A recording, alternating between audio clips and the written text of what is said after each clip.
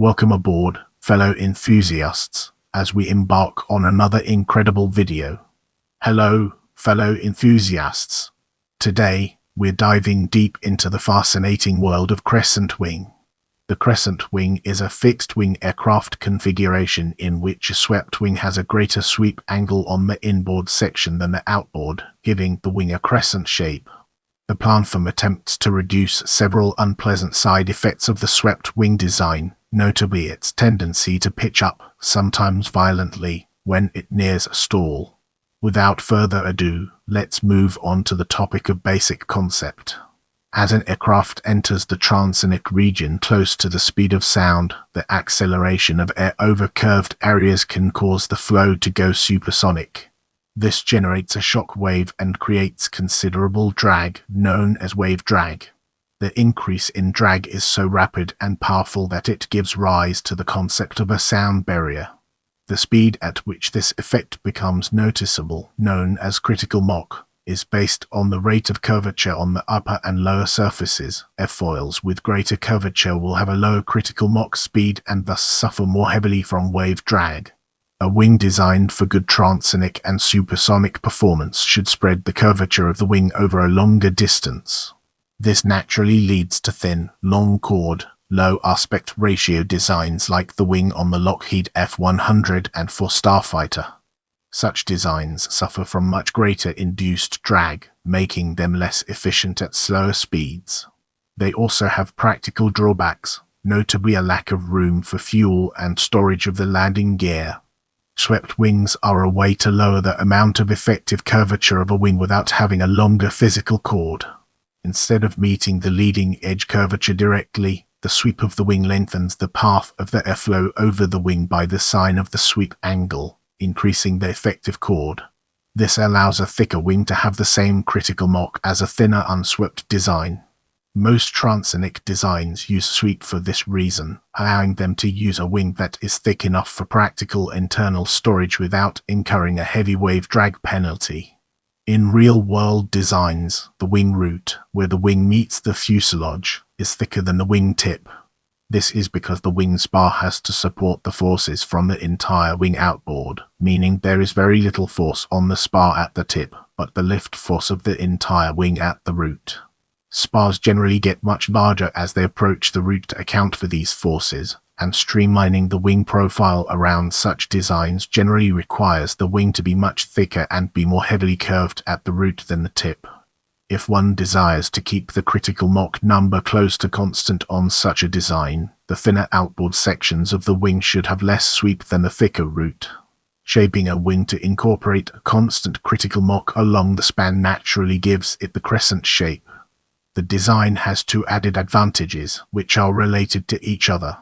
The combination of these effects allows the crescent wing to have better handling characteristics across a wider range of speeds. When air flows over a swept wing, it encounters a force towards the wing tip. At high speeds, this force is too small to have an effect before the air is past the wing. At lower speeds, this sideways motion becomes more evident, and as the sideways motion pushes on the air outboard of it, this spanwise flow becomes more and more noticeable towards the wing tips. At very low speeds, the flow can become so sideways that the front-to-back flow, which is what gives rise to lift, is no longer above the stall speed of the airfoil, and the wing tips may stall. Because the sweep means the tips are behind the center of gravity, this loss of lift at the rear of the aircraft causes a nose-up force, which may cause further stalling.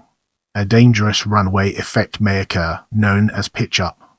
A crescent wing reduces this problem. Since the sweep angle at the tip is less than at the root, the sideways force is reduced.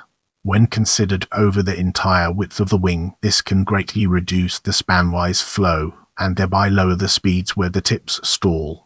Moreover, even when the wing tips do stall, they are located more forward than they would be in the case of a straight swept wing. This means the loss of lift occurs closer to the center of gravity, and thereby reduces the magnitude of the pitching forces. At the opposite end of the speed range, another effect comes into play. As a wing is loaded, it bends upward. In the case of a swept wing, because these loads are rear of the mean chord, This upward force becomes a torque around the spar, causing the tips to rotate tips down. This lowers the amount of lift at the tips as they become flatter to the airflow, or wash out. This causes the same nose-up force as the low-speed case, and at high speeds, the forces involved can be very high and lead to structural problems.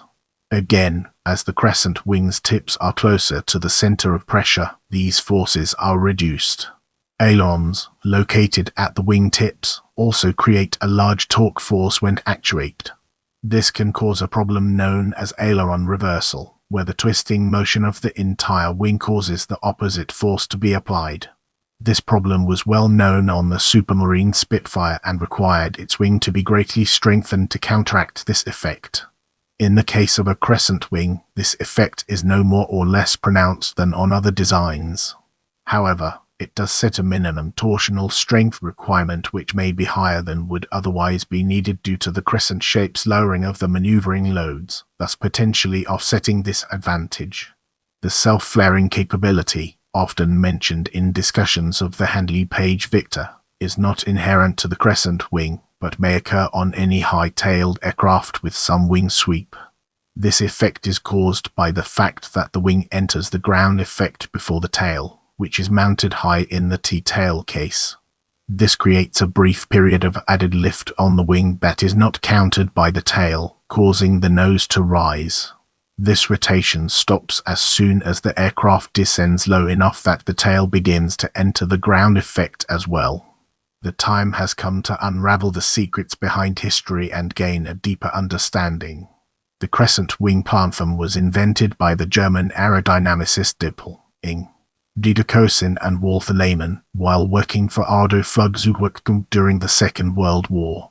A prototype wing was constructed by April 1945 with the intention of fitting it to the Ardo R234 prototype airframe. However, before it could be fitted, the British Army overran the site and the wing was destroyed. Design staff from the British aircraft manufacturer Handley Page, amongst whose staff was engineer Gustav Lachmann, were sent to Germany, where they were impressed by the work at Ardo. They subsequently incorporated the configuration in their proposal for the Heavy bomber, later to be named the Victor. Handley Page proposed a 1/3 scale research glider, the Hub, but soon abandoned it in favor of a powered research aircraft, the Hub having a 0.36 scale wing. That first flew on 21 June 1951. During its brief career it showed a tendency to pitching oscillations and, on 26 August 1951, this was observed to occur increasingly violently before the aircraft broke up in the air.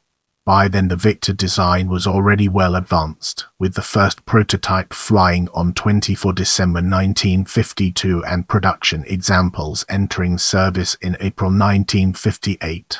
The problem seen on the Hub was ultimately traced to a servo mechanism on the tail controls, not a problem inherent to the layout of the bomber. Meanwhile, in France, Bagout proposed the Bra design for a crescent-winged airliner, which they referred to as the Crescent. The design was not built. The layout was also selected for the Supermarine 545, a supersonic version of the Supermarine Swift, but this was not put into production. Early versions of the Avro Vulcan had straight leading edges, and these displays problems at high transonic speeds. This included extensions on the leading edge that gave the inner portions less sweep. The result was a revised wing layout that is essentially a delta version of the Crescent wing. The time has come to unravel the secrets behind Handley Page Victor and gain a deeper understanding. The Victor was the only Crescent wing type to enter production. It served with the Royal Air Force for many years, serving in a variety of roles besides bomber, including as an in-flight refueling tanker during the Falklands War. The profile and shaping of the Crescent wing was subject to considerable fine-tuning and alterations throughout the early development stages, particularly to counter unfavorable pitching behavior in flight. During the flight tests of the first prototype, the Victor proved its aerodynamic performance, flying up to Mach 0.98 without handling or buffeting problems. There were next to no aerodynamic changes between prototype and production aircraft. Production aircraft featured an automated nose flap operation to counteract a tendency for the aircraft to pitch upwards during low to moderate Mach numbers. One unusual flight characteristic of the early Victor was its self-landing capability. Once lined up with the runway, the aircraft would naturally flare as the wing entered into ground effect while the tail continued to sink, giving a cushioned landing without any command or intervention by the pilot.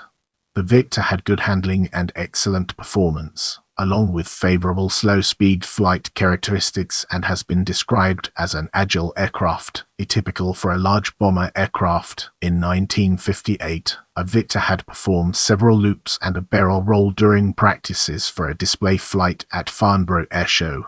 The Victor was designed for flight at high subsonic speeds, although multiple instances have occurred in which the sound barrier was broken. I'm here to provide you with the best information, so let me know what else you'd like to learn about.